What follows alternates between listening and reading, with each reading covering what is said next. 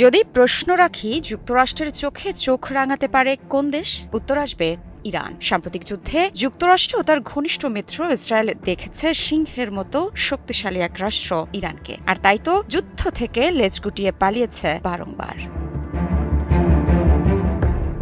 যুদ্ধ পুনরায় শুরু হলে ইহুদিবাদীদের কঠোরভাবে ঘায়েল করার জন্য প্রস্তুত রয়েছে ইরান ও দেশটির প্রতিরোধ ফ্রন্টগুলো, এমনটি জানিয়েছে ইরানের ইসলামিক বিপ্লবী গার্ড বাহিনী IRGC। তবে কি ইরান সত্যিই অজেয়?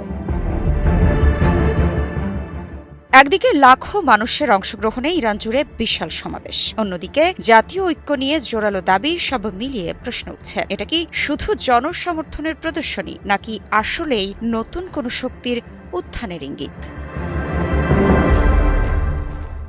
IRGC জানিয়েছে ইরান কখনোই শত্রুর সামনে মাথা নত করবে না, আর এই জনগণের ঐক্যই তাদের সবচেয়ে বড় অস্ত্র। কিন্তু বিশ্লেষকদের মতে এর পেছনে থাকতে পারে আন্তর্জাতিক চাপ মোকাবিলা, অভ্যন্তরীণ রাজনীতি শক্ত করা আর মনস্তাত্ত্বিক বার্তা দেওয়ার কৌশলও। তাহলে আসল সত্যিটা কি? ইরান কি সত্যিই অজয় শক্তি, নাকি এটা শুধুই শক্তিশালী রাজনৈতিক বার্তার আরেক অধ্যায়?